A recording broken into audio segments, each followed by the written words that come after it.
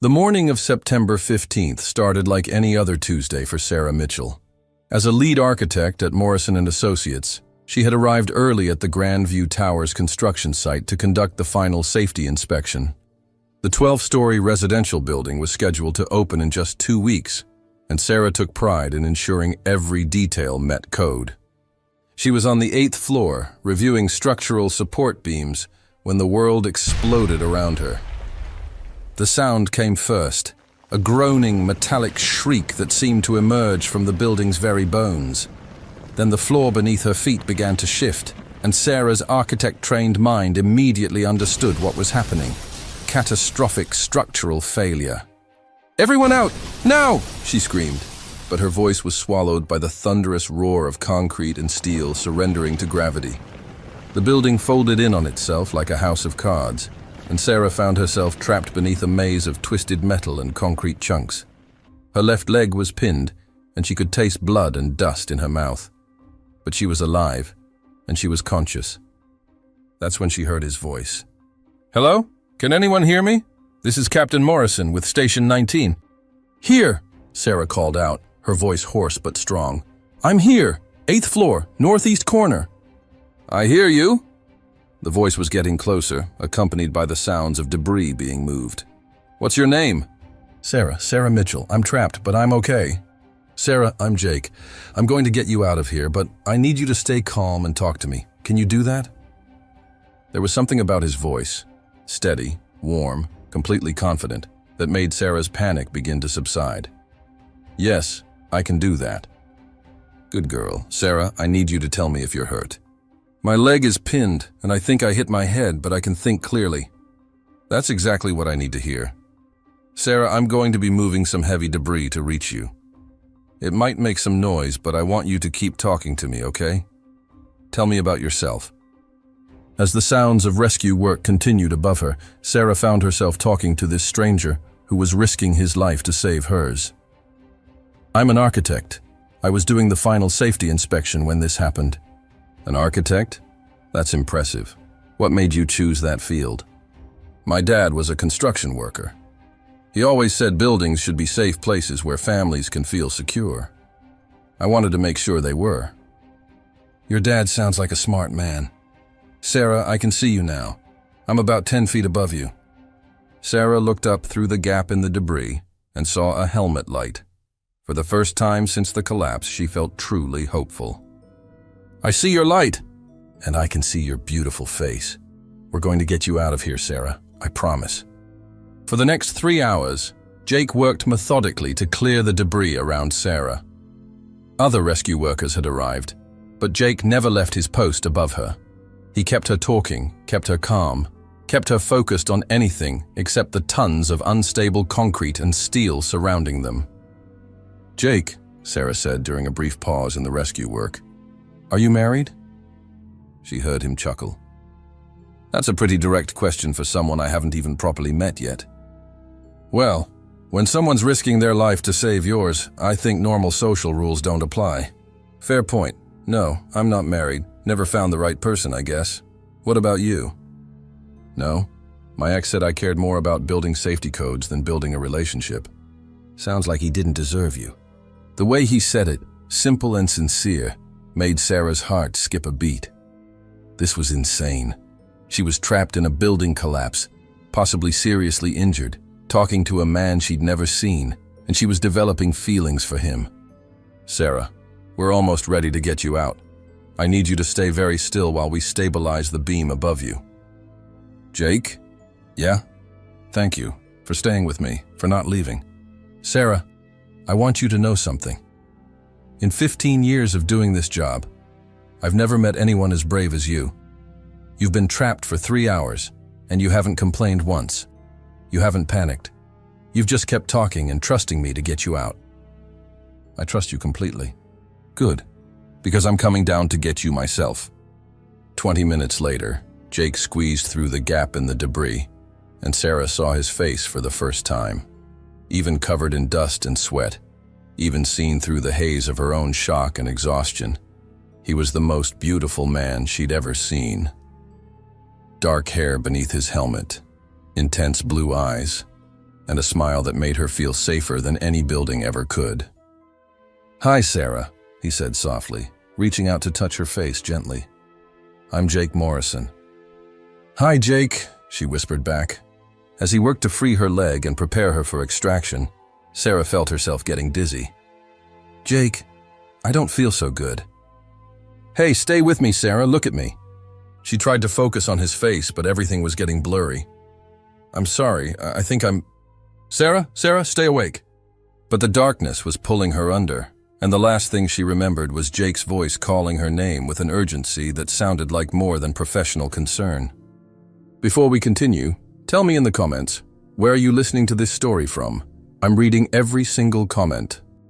The first thing Sarah became aware of was the steady beeping of machines. The second thing was the antiseptic smell that meant hospital. The third thing was a warm hand holding hers. She opened her eyes slowly, and the face she saw first was Jake's. He was sitting in a chair beside her bed, still in his firefighter uniform, though it was clean now. His blue eyes were red-rimmed with exhaustion, but when he saw her looking at him, his face lit up with relief. "Hey there," he said softly. "You stayed," Sarah whispered, her throat dry. "I told you I wouldn't leave." "How long?" 3 days. You had some swelling in your brain from the head injury. The doctors kept you sedated while it went down."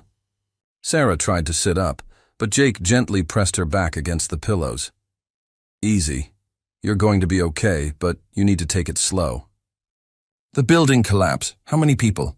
Jake's expression grew serious. 12 people were in the building when it collapsed. We got everyone out alive, but 8 people were injured. You were the most seriously hurt. "What caused it?" "That's still under investigation." Something in his tone made Sarah study his face more carefully. "Jake, what aren't you telling me?"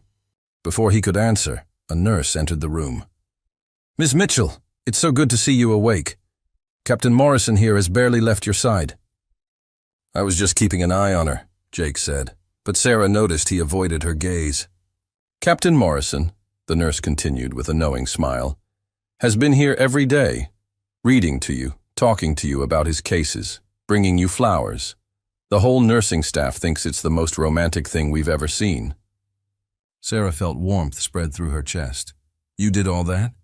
Jake looked embarrassed. "The doctors said that familiar voices could help with recovery." "Uh-huh," the nurse said with obvious skepticism. "And I suppose that's why you've been sleeping in that chair instead of going home?" "I wanted to be here when she woke up." After the nurse left, Sarah and Jake sat in comfortable silence for a moment. Finally, Sarah spoke. "Jake, why do I get the feeling there's something about the building collapse that you're not telling me?" Jake stood up and walked to the window. "Sarah, you're an architect. When a building that new collapses like that, what would you suspect?" "Structural failure. Either poor construction or—" Sarah paused as the implications hit her. "Or faulty safety inspections. The preliminary investigation found some irregularities in the inspection reports." "What kind of irregularities?" Jake turned back to her, conflict clear in his expression. "Sarah, I think you should focus on getting better right now. This other stuff can wait." "No, it can't.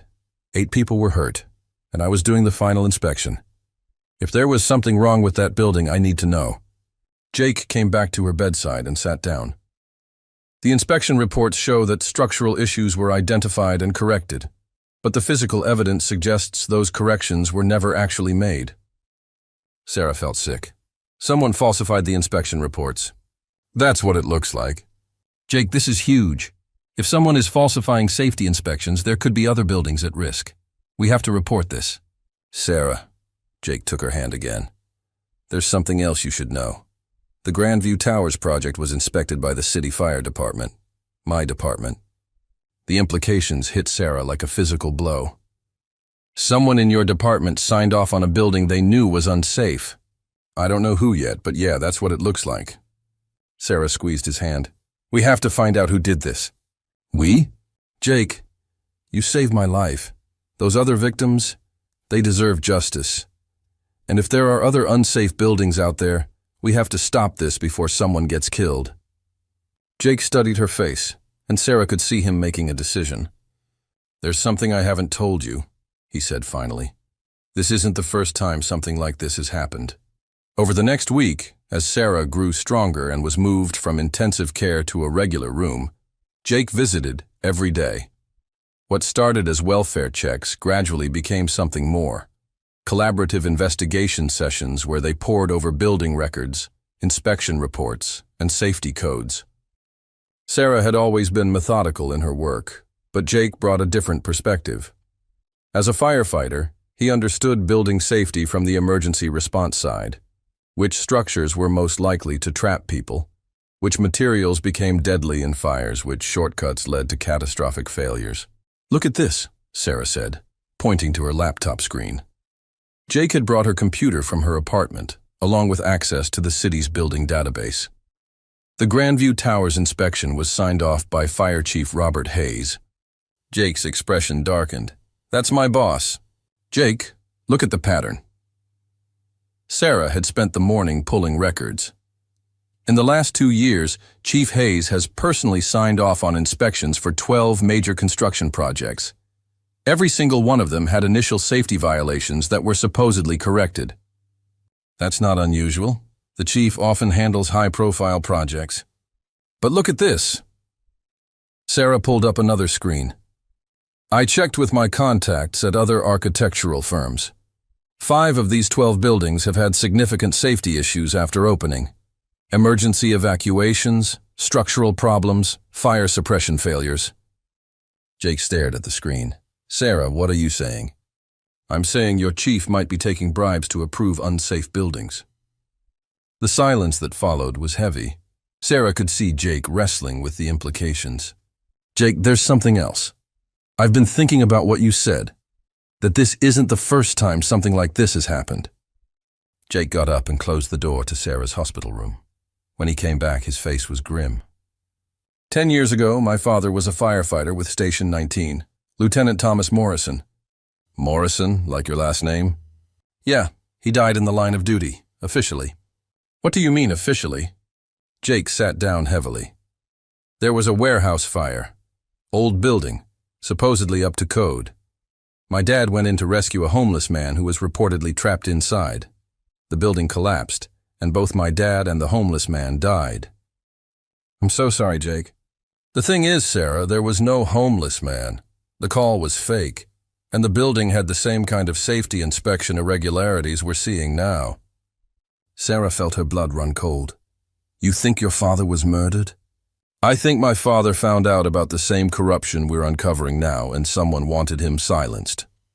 "Jake, that means Chief Hayes has been doing this for at least 10 years. It means Chief Hayes might have killed my father." Sarah reached for Jake's hand. "We have to expose him." "Sarah, if I'm right about what happened to my dad, then Hayes is dangerous, really dangerous. Then we have to be smart about how we do this." Jake looked at her with an expression of amazement. "You realize what you're saying? You're talking about going up against the fire chief of a major city, a man who might be a murderer." "Jake, I'm an architect. My job is to make sure buildings are safe, that families can sleep soundly knowing their homes won't collapse on them. If Hayes is taking bribes to approve unsafe buildings, he's not just stealing money, he's risking lives. We can't let him keep doing this." "And I'm a firefighter," Jake said quietly. "My job is to save people. If my own chief is creating the situations I'm supposed to rescue people from, then we stop him." Jake studied Sarah's face, and she could see the moment he made his decision. "Okay, but we do this carefully. And Sarah?" "Yeah? If things get dangerous, you back out. I won't have you getting hurt because of this." "Jake Morrison, I was trapped under a collapsed building for 3 hours, and I didn't panic. I think I can handle a corrupt fire chief." Jake smiled, the first real smile she'd seen from him since they'd started uncovering the corruption. "You know what, Sarah Mitchell? I think I'm falling in love with you." "You think?" "Okay, I know I'm falling in love with you." Sarah felt her heart race in a way that had nothing to do with her medical condition. "Good. Because I fell in love with you while you were digging me out of that building." Jake leaned down and kissed her gently. It was their first kiss, and it tasted like hope and promises. and the kind of love that's worth fighting for. When they broke apart, Sarah smiled. "Now, let's go catch a corrupt fire chief." But as Jake kissed her again, neither of them noticed the figure in scrubs who had been listening outside Sarah's door and was now walking quickly toward the hospital exit, pulling out a cell phone. "Sarah, you need to see this," Jake said, bursting into her hospital room the next morning with a folder under his arm and concern written across his face. "What is it?" "I got access to my father's case file. Look at this." He spread photos across her bedside table. "This is the warehouse where my dad died." Sarah studied the images. Even with her limited training in fire damage assessment, she could see the problems. "Jake, this building didn't collapse from fire damage." "What do you mean?" "Look at the support beams. The failure points are all wrong for fire damage. This looks like controlled demolition." Jake stared at the photos. "You're saying someone deliberately brought down the building?" "I'm saying someone made sure your father wouldn't survive that fire." Before Jake could respond, his radio crackled to life. "Captain Morrison, report to Chief Hayes' office immediately." Jake and Sarah exchanged glances. "That can't be a coincidence," Sarah said. "I have to go. But Sarah, promise me you won't do anything while I'm gone. Don't make any calls. Don't contact anyone about this investigation." "Jake, I'm stuck in a hospital bed. What could I possibly do?" An hour later, Jake sat across from Fire Chief Robert Hayes in an office that screamed power and authority. Hayes was a large man in his 60s, with silver hair and the kind of commanding presence that came from decades of ordering people around.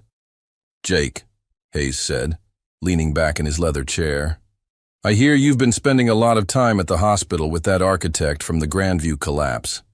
"Sarah Mitchell is a friend, sir. She was seriously injured." Of course.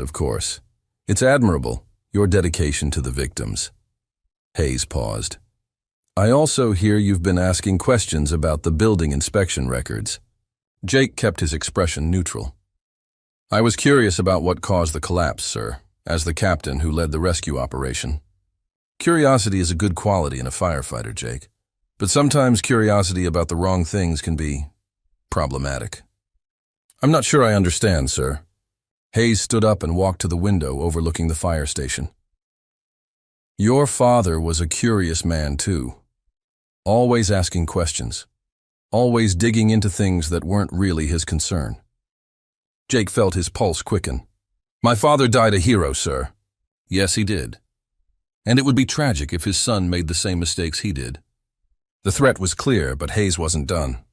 "Jake, you're a good firefighter. You have a bright future ahead of you. Department chief, maybe even fire commissioner someday. But that kind of future requires loyalty. It requires understanding that some questions are better left unasked." "Are you ordering me to stop looking into the Grandview inspection, sir?" Hayes turned back to face him. "I'm advising you, as someone who cares about your well-being, to focus on your job and let the investigators handle the investigation." "And if I don't take that advice?" Hayes' expression grew cold. "Jake, accidents happen in this job. Your father learned that the hard way. I'd hate for you to have to learn the same lesson." Jake stood up. "Are you threatening me, Chief?" "I'm protecting you, son, the same way I tried to protect your father." Unfortunately, he didn't listen. As Jake left Hayes' office, his mind was racing. Hayes had essentially confessed to murdering his father, but Jake had no proof, no recording, no witnesses. But one thing was clear. Hayes knew about their investigation, and he was willing to kill to protect his secret. Jake drove straight back to the hospital, but when he got to Sarah's room, she wasn't there. "Excuse me," he said to a passing nurse. "Where's the patient from room 314? "Oh, Ms. Mitchell. She was taken for surgery about an hour ago." "Surgery? What surgery?" "The neurosurgeon said there was still some pressure on her brain from the original injury. Emergency surgery to relieve it." Jake felt ice in his veins. "Who authorized this surgery?" "I believe it was Chief Hayes from the fire department. He said he was coordinating with Ms. Mitchell's insurance company to ensure she got the best care." Jake ran for the elevator. This was no coincidence. Hayes was making his move. In the surgical waiting area, Jake found Sarah's surgeon, Dr. Jennifer Park. "Doctor, I need to know about Sarah Mitchell's surgery." "Are you family?" "I'm Captain Morrison with the fire department. I was the one who rescued her from the building collapse. Dr. Park looked confused. Captain, there's no surgery scheduled for Ms. Mitchell today. Her brain swelling resolved days ago. Who told you she was in surgery? The nurse said Chief Hayes authorized emergency surgery. That's impossible. I'm Ms. Mitchell's neurosurgeon, and I would never authorize unnecessary surgery. And no fire chief has the authority to order medical procedures. Jake's blood went cold. Doctor, where is Sarah Mitchell? I have no idea. But Captain, if someone told hospital staff that I authorized surgery, and they took Ms. Mitchell somewhere. Jake was already running toward the hospital security office. Hayes hadn't just threatened him, he'd taken Sarah. And if Jake didn't find her soon, Hayes was going to finish what he'd started with Jake's father. But Jake had one advantage his father hadn't. He knew who the enemy was, and he was going to make sure Hayes paid for every life he'd destroyed. As Jake coordinated with hospital security to review surveillance footage, he made a silent promise to Sarah and to his father's memory. Hayes's reign of corruption and murder was about to end. Even if Jake had to die to stop him. Jake found Sarah in an abandoned warehouse on the outskirts of the city, tied to a chair, but conscious and angry rather than afraid. She was guarded by two men Jake didn't recognize, probably Hayes's hired muscle. The rescue itself was swift and efficient. Jake had called in his most trusted colleague, Lieutenant Martinez, and together they'd taken down the guards and freed Sarah without firing a shot. But as they drove away from the warehouse, Jake knew their real problems were just beginning. Hayes is going to claim we attacked his men and kidnapped you, Jake told Sarah, as Martinez drove them to a safe house. We need proof of what he's done before he spins this into something else. Jake, I got the proof while they had me, Sarah said, holding up a small digital recorder. Hayes came to gloat. He told me everything, about your father, about the bribes, about the buildings he's approved that he knows are unsafe. It's all on here. That's great, but it won't matter if we're dead before we can use it. Lieutenant Martinez, a veteran firefighter with 20 years of experience, spoke up from the driver's seat. Jake, there's something you need to know. Hayes isn't working alone. He's got people in the police department, the mayor's office, even the district attorney's office. How do you know that? Because I've been investigating him for 2 years, ever since the Riverside Elementary fire. That school had the same kind of falsified inspection reports we're seeing now. 23 kids were hospitalized from smoke inhalation because the fire suppression system didn't work. Sarah looked between Jake and Martinez. How many people have been hurt because of Hayes? Too many, Martinez replied. But taking him down isn't going to be easy. He's got too much power, too many connections. Then we need to be smarter than he is, Jake said. Martinez, what would it take to expose Hayes publicly, in a way that his connections couldn't cover up? We'd need evidence that couldn't be disputed, presented in a forum where he couldn't control the narrative. Sarah was quiet for a moment, then spoke up. I have an idea, but Jake, you're not going to like it. What? We fake your death. Jake and Martinez both stared at her. Sarah, what are you talking about? Think about it. Hayes threatened to kill you the same way he killed your father. What if we let him think he succeeded? Sarah, that's insane. Is it? Hayes is planning to kill you anyway. This way we control when and how it happens, and more importantly, we can use your death to draw him out into the open. Martinez was nodding slowly. It could work. If Hayes thinks Jake is dead, he'll get careless. He might even brag about it. But how do we fake a death convincingly enough to fool Hayes? Sarah smiled. Easy. We stage a fire at another one of his unsafe buildings. Jake goes in to rescue someone, the building collapses, and Captain Morrison is tragically killed in the line of duty. And then what? Then we have a very public funeral. A hero's funeral. The kind that attracts media attention. And during the service, when Hayes is giving a speech about what a great firefighter you were, we play the recording of him confessing to murder. Jake looked at Sarah with amazement. You want to expose Hayes at my own funeral? I want to expose Hayes when he least expects it, in front of witnesses he can't intimidate or buy off. Martinez grinned. Sarah, that's either brilliant or completely crazy. Probably both, Sarah admitted. but it's our best shot at taking Hayes down and making sure no one else gets hurt. Jake took Sarah's hand. There's just one problem with this plan. You're supposed to be in surgery tomorrow for the real procedure to relieve the remaining pressure in your brain. Dr. Park moved it up after Hayes' stunt today. So? So you'll be unconscious while we're staging my death. You won't wake up until it's all over. Sarah felt her heart sink. She'd been looking forward to finally being healthy enough to really start a life with Jake. Instead, she'd be unconscious while he risked everything to bring down Hayes. Promise me something, she said. Anything. Promise me that when I wake up from surgery, you'll still be alive to hold my hand. Jake kissed her gently. I promise. When you wake up, this will all be over, and we'll have the rest of our lives ahead of us. But as Jake held Sarah, he silently prayed that it was a promise he'd be able to keep. Because if their plan failed, Sarah would wake up to find that the man she loved really was dead. The next morning, as Sarah was prepared for surgery, Jake gave her one last kiss. I love you, Sarah Mitchell. I love you too, Jake Morrison. Don't you dare let Hayes win. I won't. I'll see you when you wake up. As the anesthesia pulled Sarah under, her last conscious thought was of Jake's promise. She trusted him completely. She just hoped that trust wasn't misplaced. 6 hours later, as Sarah lay unconscious in recovery, Jake was walking into the warehouse fire that would kill him. By the time Sarah woke up, Captain Jake Morrison would be officially dead, and his funeral would be scheduled for that very afternoon. But Sarah didn't know any of that yet. All she knew was darkness and the echo of Jake's promise in her dreams. Sarah woke up in stages. First came the familiar sounds of hospital machines, then the antiseptic smell, then the dull ache in her head that told her the surgery was over. But something was wrong. The light was different. Not the soft morning light she expected, but the harsh fluorescent glare of afternoon. How long was I out? She asked the nurse who was checking her vitals. About 8 hours, honey. The surgery went perfectly. Dr. Park says there shouldn't be any more problems with brain pressure.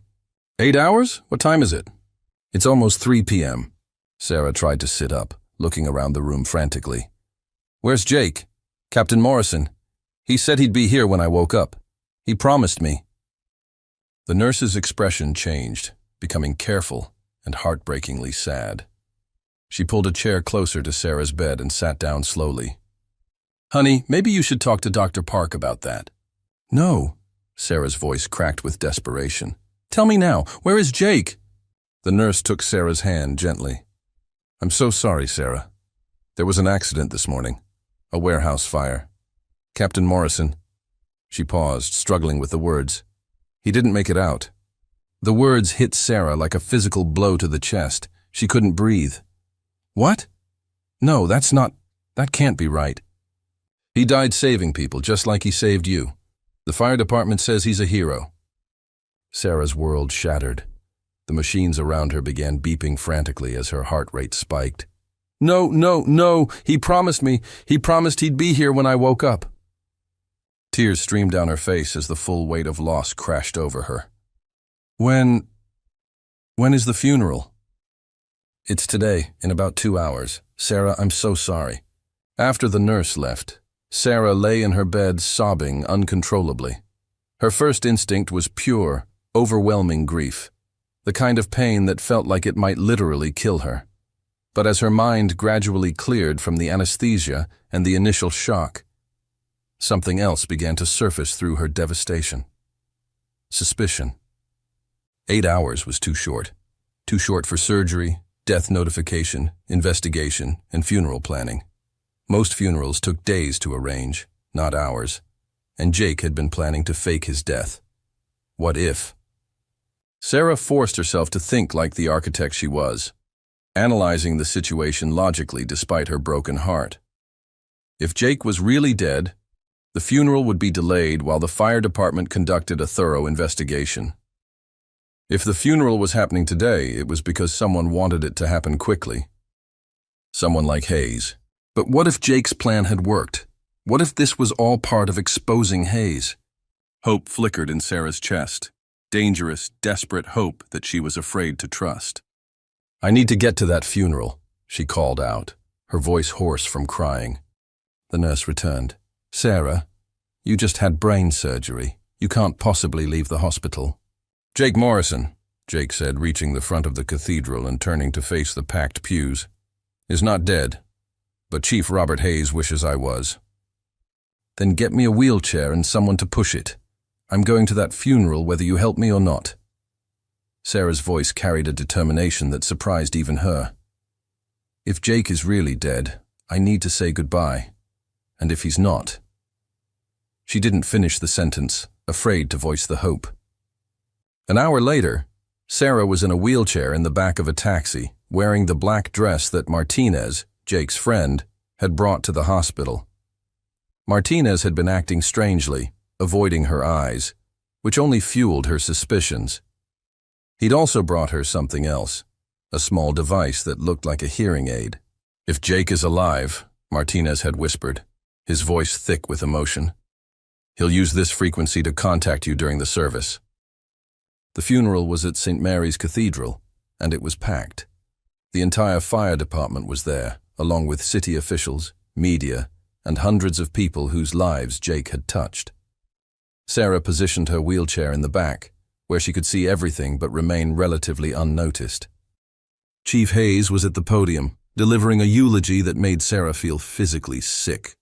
Jake Morrison died the way he lived, Hayes was saying, putting the lives of others before his own. He was the kind of firefighter who ran toward danger, not away from it. Sarah touched the device in her ear, holding her breath. Nothing yet. But she was watching the other firefighters now, and something was wrong. Martinez kept checking his watch. Lieutenant Collins was shifting nervously. Several of the younger firefighters were exchanging glances. They didn't look like men mourning a fallen colleague. They looked like men keeping a secret. Jake Morrison was like a son to me, Hayes continued, and Sarah wanted to scream at the hypocrisy. I watched him grow from a rookie firefighter into one of the finest captains this department has ever seen. His father, Thomas Morrison, died serving this city, and Jake followed in his footsteps right to the end. That's when Sarah heard it, a soft crackle in her ear, followed by a voice that made her heart stop. Sarah, I'm here, I'm alive. Sarah's hand flew to her mouth to stifle a sob of relief. Jake's voice, alive and real, continued in her ear. Hayes confessed everything to Martinez this morning, thinking I was dead. We got it all on tape. Are you okay, sweetheart? I know this is torture for you. Sarah closed her eyes, tears of relief streaming down her face. She wanted to scream with joy, but forced herself to remain still. When I give the signal, Jake's voice continued, start recording on your phone. This is about to get very interesting. Hayes was still speaking, his voice dripping with false sentiment. Jake Morrison's sacrifice reminds us that some people are born to serve others, born to make the ultimate sacrifice for... That's enough. The voice came from the back of the cathedral and every head turned. Sarah's heart nearly exploded as she saw Jake Morrison, very much alive, standing in the doorway. He was silhouetted against the afternoon light, wearing his dress uniform, looking like an avenging angel. The gasps from the congregation were audible, but Sarah couldn't hear anything over the roaring in her ears. She tried to stand from her wheelchair, but her legs gave out from emotion and surgical recovery. Jake began walking down the center aisle, his footsteps echoing in the suddenly silent cathedral. Sarah could see his face now, determined, angry, but very much alive. Hayes went white as a sheet. Jake, but how are you? Alive? Jake's voice carried clearly through the cathedral as he continued his slow march toward the altar. Yes, I'm alive. Very much alive. Sorry to disappoint you, Chief. Sarah was sobbing openly now, not caring who saw her. Jake was alive. He had kept his promise. Jake and Sarah Morrison knew all of this was true. They had lived it, survived it, and built their happiness on the ashes of tragedy. And every day for the rest of their lives, they would remember that love really can conquer anything, even death itself. Hayes tried to recover, his voice shaking. Jake, what are you doing? Everyone thinks you're dead. This is highly irregular. You know what's irregular? Jake interrupted, his voice rising. A fire chief who takes bribes to approve unsafe buildings.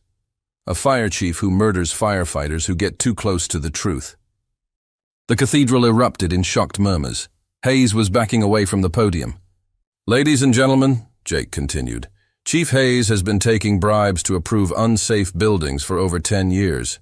He's responsible for dozens of injuries and at least one murder, my father's. This is insane, Hayes sputtered, looking around desperately for support. Someone call security. This man is clearly having some kind of breakdown. But Martinez was already standing, along with several other firefighters. We have recordings, Chief. We have evidence. It's over. Jake pulled out a digital recorder and held it high. This morning, thinking I was dead, Chief Hayes confessed everything to Lieutenant Martinez. Would you like to hear it? Without waiting for an answer, Jake pressed play. Hayes's voice filled the cathedral, clear and damning. Morrison was getting too close to the truth about the inspection bribes. I had to stop him before he destroyed everything I'd built, just like I stopped his father 10 years ago. And now I have to stop you too, Martinez, if you don't keep your mouth shut. The silence that followed was deafening. You could have heard a pin drop in the massive cathedral. Then the whispers started, growing into a roar of outrage and disbelief. Hayes tried to run, pushing past people in the front pew, but federal agents who had been waiting outside blocked every exit. Robert Hayes, one of them announced, you're under arrest for murder, conspiracy, bribery, and endangering public safety. As Hayes was dragged away in handcuffs, screaming about frame-ups and conspiracies, Jake turned and looked directly at Sarah. Their eyes met across the packed cathedral, and the rest of the world disappeared. Jake began walking toward her, the crowd parting like the Red Sea. Sarah tried again to get out of her wheelchair, managing to stand on shaking legs before collapsing forward. Jake caught her before she hit the ground, pulling her against his chest as she sobbed uncontrollably. I thought I lost you, she gasped between sobs, beating weakly against his chest. I thought you were dead. Hey, look at me, Jake said, cupping her face in his hands and tilting it up to meet his eyes. I'm here. I'm alive. I kept my promise. You promised you'd be here when I woke up, Sarah accused through her tears. And I am here. I told you I'd be here, and I am. Don't you ever do that to me again? Sarah demanded, still crying but starting to laugh through her tears. Never, Jake promised solemnly. Never again. Sarah, I love you more than life itself, and I never want to spend another minute without you. He dropped to one knee right there on the cathedral floor, in front of hundreds of witnesses, still holding her hands. Sarah Mitchell, will you marry me? Right now? Today? Sarah looked around at the packed cathedral, at the altar where a priest stood ready, at the flowers that had been meant for a funeral but could serve for a wedding. We're at your funeral, she said, laughing and crying at the same time. Then let's make it our wedding instead, Jake said with a grin. I can't think of a better way to celebrate being alive than by promising to spend the rest of my life loving you. Yes, Sarah said, pulling him up to kiss him. Yes, 1,000 times, yes. The cathedral erupted in cheers and applause. The priest, who had been standing in shock, stepped forward with a huge smile. Well, he said, his voice carrying over the noise. I've never performed a wedding at a funeral before, but I think this might be the most appropriate one I've ever done. After all, we're celebrating love conquering death itself. As Jake and Sarah stood at the altar where Jake's casket should have been, exchanging vows in front of the same people who had come to mourn him, Sarah realized that sometimes the most beautiful beginnings come from the most terrible endings. I promise to love you in sickness and in health, Jake said, his voice strong and clear, in building collapses and brain surgeries, through fake deaths and real life, for better or worse, until actual death do us part. I promise to trust you completely, Sarah replied, to believe in your promises even when everything seems impossible, to love you with every breath I take, and to never, ever let you plan another fake death. The congregation laughed through their tears as Jake slipped a simple gold band onto Sarah's finger, the same ring he had been planning to give her after Hayes was arrested. You may kiss your wife. the priest announced with obvious joy. As Jake kissed Sarah, sealing their marriage with the same passion that had sustained them through every trial, the cathedral erupted in celebration. Outside, news crews were already reporting the story of the firefighter who came back from the dead to expose corruption and marry the woman he loved. But inside the cathedral, Jake and Sarah were focused only on each other and the promise they had made: to love, honor, and protect each other for the rest of their lives. "I love you, Mrs. Sarah Morrison," Jake whispered against her lips. "I love you too, Mr. Jake Morrison," she whispered back. "And next time you want to propose, let's just do it over dinner like normal people." Jake laughed, lifting her up and spinning her around as the congregation cheered. "Deal. No more fake deaths, no more dramatic proposals. Just us, loving each other for the rest of our lives." And this time, when Jake promised to be there for her, Sarah knew it was a promise he would never break. Because love that can survive a building collapse, brain surgery, corruption, fake death, and a resurrection is the kind of love that lasts forever.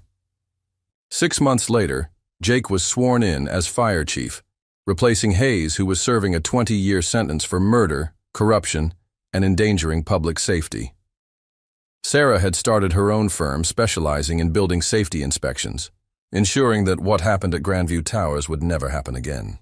Their love story had started with a building collapse and a rescue.